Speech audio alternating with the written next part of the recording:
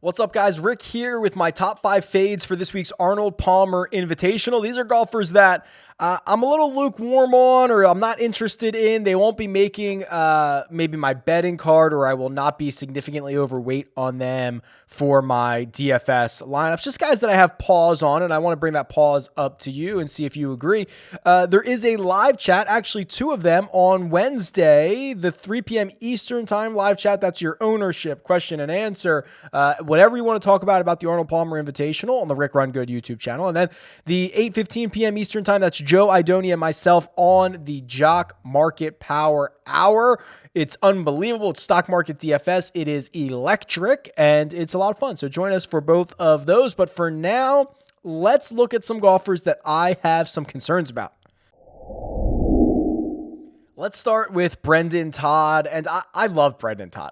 This is a guy that I probably roster and bet more than I should, but here we are, API. I don't think I can do it again this week. And he's actually coming off a pretty good finish at the workday. He finished 18th there, but there is a glaring concern about Todd, and it's going to be relevant with a lot of the other golfers in this fades video, and it's the ball striking. You know, he has historically every year of his career lost strokes off the tee. Now, he has admittedly gotten better from 2016, 2017, 2018, where he was horrific and he only had a few rounds to boot. But he's still losing a half a stroke a round this season off the tee. He's losing nearly the same amount on approach. This is a place at Bay Hill where you just absolutely cannot be a poor ball striker. And unfortunately for Todd, that's the case. So we're going to wait till we get back to some places that reward short game, that are a bit shorter on the scorecard, not as long, that reward putters, and we'll fire Todd back up. But that is not Bay Hill, and it's not this week. Next up is Siwoo Kim, and this is admittedly the one that could burn me because it is so hard to predict what Siwoo Kim is going to do. He is one of the most volatile golfers that we have on the PGA Tour. But when I look at what he did in his last event, which was at Riviera, and he lost 5.75 strokes on approach before missing the cut, that's a big concern. And historically, when Siwoo has lost that many strokes on approach, it's not a quick flip for him. It's usually a couple of weeks of struggles, and then he can figure it out and he can go on a run of 3 or 4 events in a row. He's a very streaky golfer. He does it kind of in patches of 3 or 4 starts. He plays really, really well, or he plays terribly, and it's kind of all over the place. So I think we might be entering into a downswing, and the next couple of events for Siwoo might be a bit wonky and the results might not be so great. I think that's where we're going. If you go back and look historically, at his holy grail, go back and look at his past results here, you'll kind of see what I'm talking about. But I have concerns we're entering that phase for Siwoo, so I'm going to avoid him this week.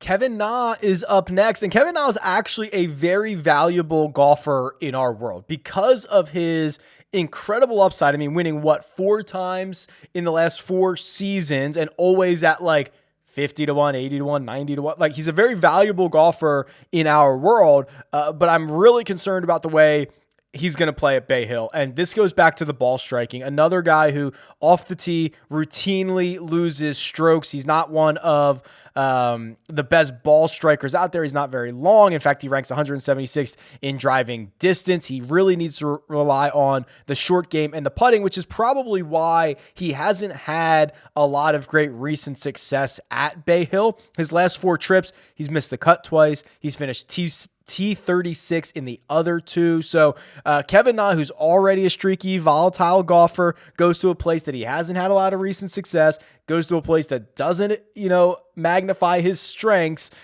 I'm concerned. I'm out on Kevin Na this week. Next up is Tommy Fleetwood. And I know what you're thinking, Rick. No, we're in Florida. What are you doing? You're crazy. Maybe that's true. Tommy Fleetwood has played well in Florida. He's played well at Bay Hill. He finished 3rd 2 years ago. He finished 10th 2 years prior to that. But the metrics don't look all that great for Tommy right now. So for the first time in his PGA Tour career this season, he's losing strokes off the tee. He has never done that before. And historically, over the past 4 years, he has been excellent off the tee. He's gained anywhere between a half a stroke a round to 3/4 of a stroke a round. It's phenomenal. Right now, he's losing a third of a stroke per round, which I know those sound like small numbers. They are not. They are big numbers over the course of a single round. Another big concern.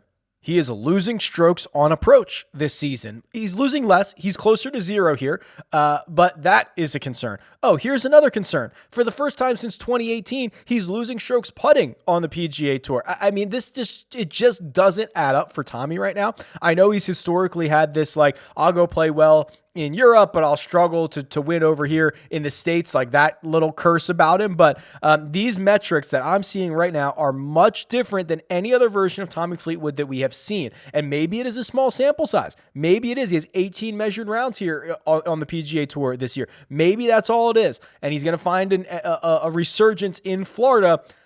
I don't know about that. I'm a bit concerned with what I see here on paper and the way that he's played recently. So Tommy Fleetwood, who I think might garner a bit of ownership this week, I'm out on. And then finally, of course, it is Jordan Spieth. I mean, let's be real. And I think I mentioned this already earlier in the week. I am a huge believer that Spieth is back, whatever you want to call that, right? Spieth is back, 3 top 15s in a row, doing it in a way with his approaches that are it's just incredibly encouraging. I like the signs that I'm seeing. I like him for the season. I do not like him at Bay Hill. As noted on Monday, the one of my favorite things ever, the regression model on RickRunGood.com on Course Key Stats, which tells us historically what the most important stats at every course is. And at Bay Hill, they say one thing: off the tee and approach. By far the two most important correlators to success at this event over the last decade. Unfortunately for Jordan Spieth, the big glaring hole is the driver. He is ranked 191st in strokes gained off the tee. He is ranked 93rd in distance and 226th in driving accuracy. He is not good with a driver. And even in the weeks that we have seen him have success recently, he is still spraying the driver.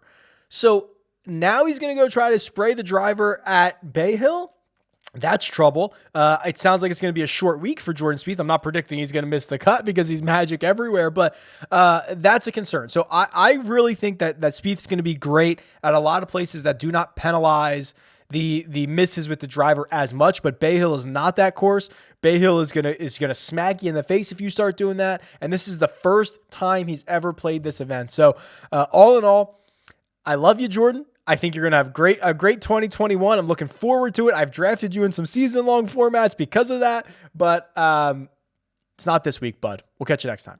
All right, that'll do it. Those are my top 5 fades for this week's Arnold Palmer Invitational. Let me know what you think. Tweet me at RickRunGood or leave a comment below. Best of luck this week, and I'll talk to you guys soon.